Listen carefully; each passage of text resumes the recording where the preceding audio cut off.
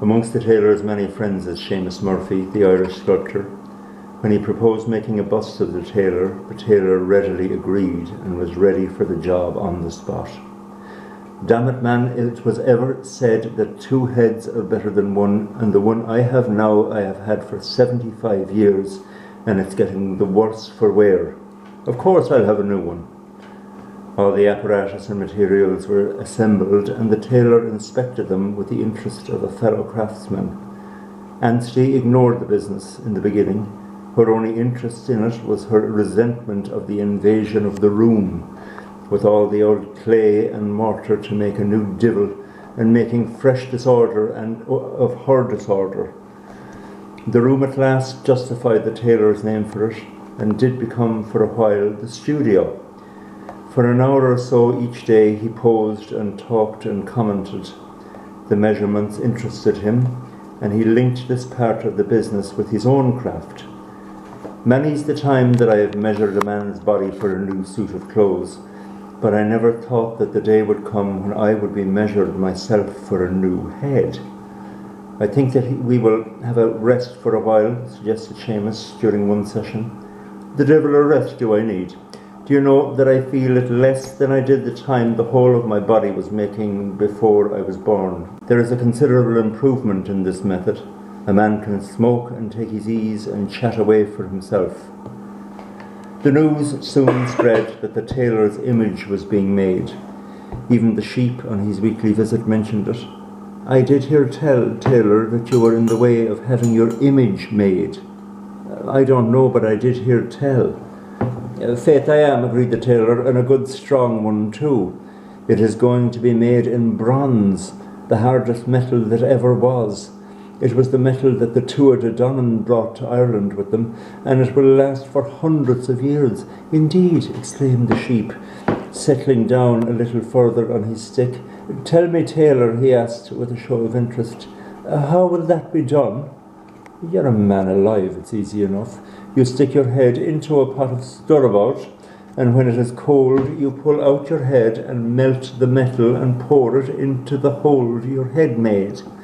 Then you eat up the stirabout and you find your new head inside the pot. Indeed, grunted the sheep. Indeed, that's wonderful enough. He settled a little more securely on his stick to absorb and digest this new information. After a while he came out of his shell again. They tell me that it is unlucky for a man to have his image made, tailor. Would this be like a photograph now? Could you tell me? The sheep was always refused to stand for his photo. Donovan Deal, unlucky. It isn't half so unlucky as going to bed. Many a man had twins as the result of going to bed. And anyway, most people die in bed. If they had real sense, they would keep out of bed, and then the death would not catch them so easily. Yes, I suppose that is true. Unreadily assented the sheep, and left very shortly after, in case the tailor might add another to his already great load of fears. Ansty's interest was awakened when the clay began to take form. Then she was, in the beginning, afraid of it. She removed her cream pans from the room to a cupboard under the stairs. Whatever curse may fall upon the place as a result of this latest prank of himself, the cream must be preserved from harm at all costs. But in spite of her fear, she could not resist a sally. From the safe distance of the doorway, she watched the operation once or twice. Look at my divil. You'd think, to look at him and the mug of him, that he was a statue in a chapel. A familiarity with the sight of the image gradually made her contemptuous. Cork Echo did not like the idea at all. In the beginning it was mysterious to him, and he could not understand it. Then when the image was taking form, it roused all his religious scruples. It isn't right, tailor, it isn't right, I tell you. It's a graven image, and it is against the commandments. The church is against it, and all the popes. Yera, what harm? What harm can there be in a head? Didn't you make a couple of small lads, whole and entire, body, legs, head and all, yourself? And you talk about an old head? Dan Bedam also almost scratched his own head off in puzzlement at it. He could not understand it at all. Bedam, Tailor, I hear that you're having a new head made. That's true enough, Dan. A brand new head that will last 100 years. It's made of bronze, the hardest substance there is. It won't be affected by the heat or the cold or the sun or the rain. Bedam, that's queer. I've never heard of the likes of that before. Oh, 'tis a new patent, Dan. They have got a new method of making people because the young people nowadays are failing at the job and the population of the country is going down. Bedam, I didn't hear that now. Oh, there are a lot of new wonders in the world nowadays, Dan. There's aeroplanes and cars and wireless, and now this new way of making people.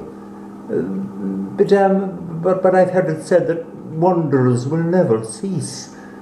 True for you, Dan. Wonders will never cease so long as women kiss donkeys.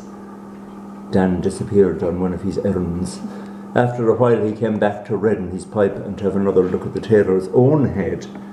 He did not know that the image was in the other room.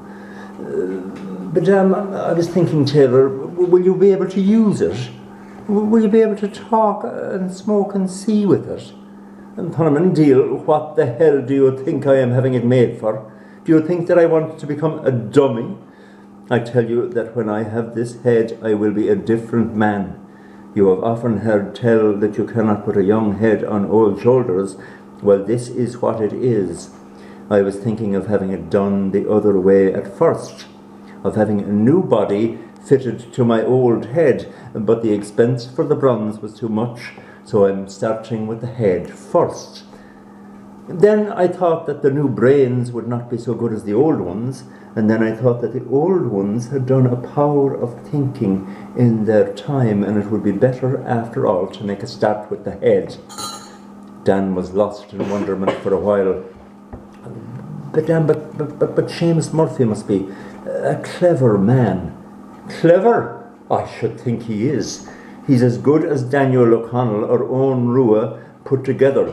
Sure, they were good enough in the old-fashioned way, but before he's finished, he'll have the whole of Ireland populated again. It's a much quicker way than the way you had of going about the business, Dan. But damn, it must be. I must tell her herself about it tonight. Dan went back to his journeying with wonder and amazement. The daily sessions continued with interest and much verbal assistance from the tailor. He remembered a story about a man who made a statue, but that story will not bear repetition. I think that if you tighten your mouth, it would be better, Tailor, suggested Seamus. True for you, Seamus. It's the loose mouth that does all the harm in the world. I remember a man by the name of... And it was another quarter of an hour before he stopped talking and the mouth was tight enough for the work to proceed. He had one tooth left in his head. It was a very large canine which was completely useless, but of which he was very proud. It even had a name. He referred to it always as the Inch Cape Rock. I tell you that the tooth has enjoyed itself. It was no fun in its day when it had all its companions. They were the boys for you. Manny is the half-gallon of porter that was swilled around that, and Manny is the pig that it has made mincemeat of. I'm going to tackle your hair now, Tailor. Fire away, Seamus, my boy, fire away. I've forgotten how many there are of them, but they are all numbered according to the book. But one wrong here or there won't make any difference, the devil a bit. Now and again Ansty peered into the room to see what progress was being made. You will look at my old stall? Will you look at the puss on him? You'd think that he was all cream, sitting up there looking like a statue in the chapel, and the devil doing nothing all the time but planning lies and stories. You had better get yourself tidied up a bit, commanded the tailor in the midst of one of her commentaries. Why for should I get tidied up? She asked with surprise. Well, we'll have to go and see the priest when this is done, explained the tailor. For what, you devil? Thurman Deal, don't be asking questions, but do as you are told.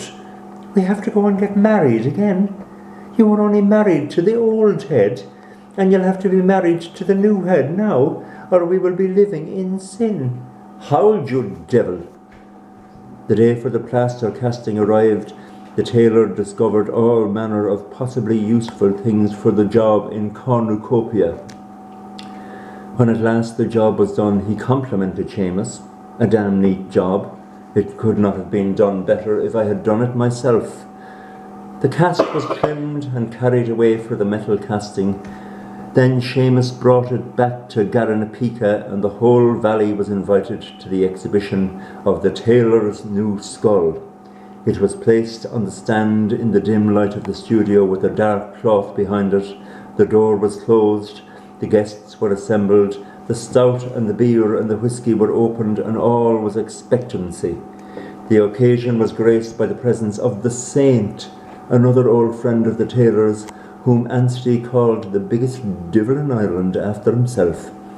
With a complete lack of reverence for the cloth, the Saint made a speech on the marvels of this new wonder, and opened the studio door with a string, revealing the tailor's new skull. There was the rapt silence of wonder for a moment.